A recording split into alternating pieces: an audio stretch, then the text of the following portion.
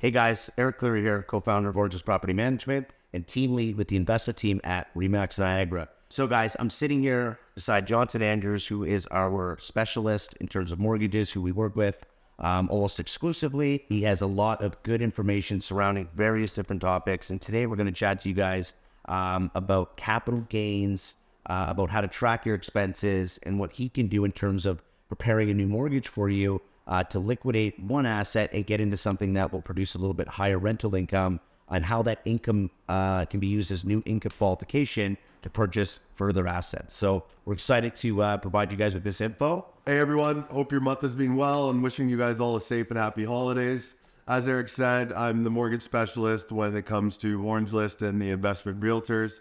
What I really want to go over this week is helping you guys understand really what goes into potentially selling a property, or how to maybe structure debt and put yourself in a position to, number one, mitigate taxes, as well as number two, help qualify for more properties in the future. We're going to keep this short and sweet. As we know, we're all coming into 2023 with some larger economic challenges ahead of us. There's a lot of speculation. There's a lot of really good opportunities. And this information we're about to provide you, these are tools to help navigate a changing market and keep you sort of ahead of the curve in terms of buying power and how to capitalize on good opportunities when they surface. So owners right now that have a single family home, maybe it's a condo, maybe it's a new construction townhome, maybe it's a resale single family home, and let's say your rent is around $1,800, maybe it's $2,000, maybe it's even $2,500. You're holding a little bit of debt. You might have $200,000, $300,000, $400,000, $500,000 in equity. What we want to do in this video is talk to people like you and suggest, even though the situation might seem great as you have a low debt and maybe you have one tenant and you're still able to get some cash flow, which isn't common, but if you bought properly, it's a reality of your situation.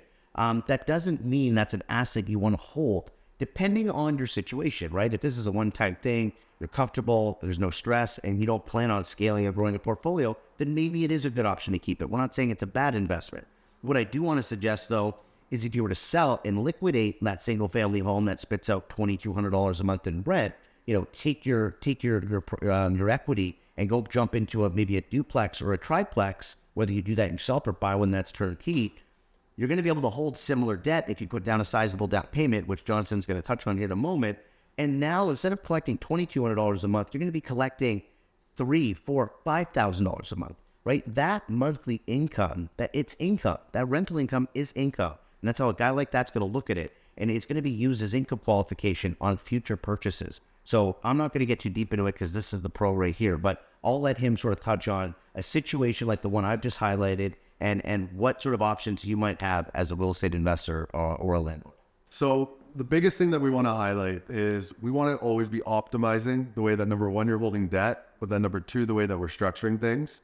And like Eric highlighted, right now is a perfect time to try and take advantage of some of the highest rents that we've ever seen in Canada. When you look at properties right now, statistics just came out, average rent in Canada right now is over $2,000. And you might be holding on to an asset that has a long-term tenant where you're only able to increase your rents incrementally and not exponentially to get them back up to what the current market might be at. Yeah, right? Yeah, absolutely. So when you think of potentially selling a property, there's things that come with it that oftentimes it deters people from doing that. Because the first thing they start to think of is, oh shoot, capital gains. It's going to eat away at all the equity that I've earned over time.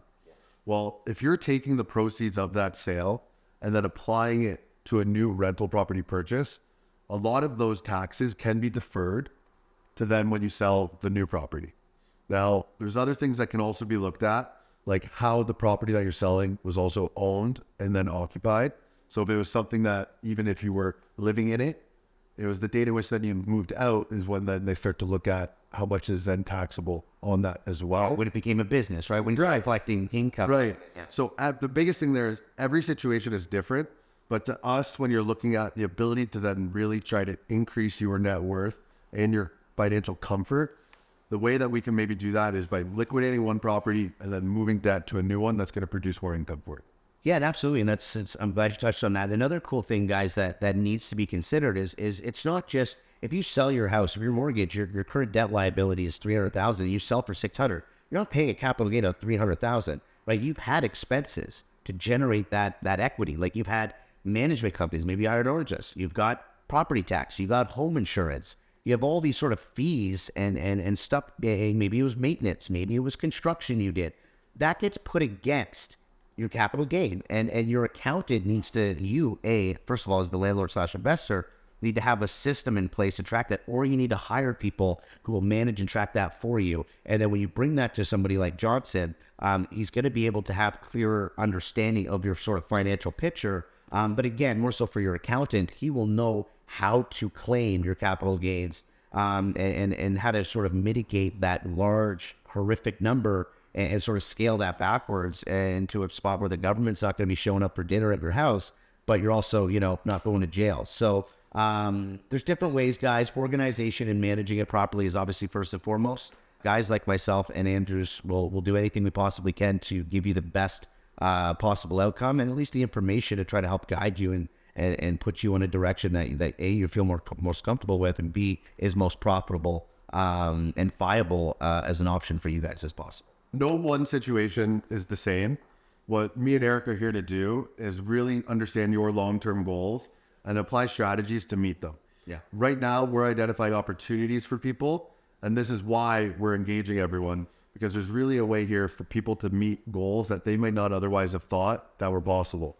Yeah. This is by taking advantage of those higher rents so that then I have more income available to use on applications to qualify you not only for maybe this property and the mortgage that you have on it, but then maybe future opportunities as well. The biggest thing that we're sitting with right now is the ability to take advantage of that higher rent to help offset costs to qualify for more money. And if you're an existing homeowner, the mortgages that you're holding as well, a lot of the times are portable to the new property.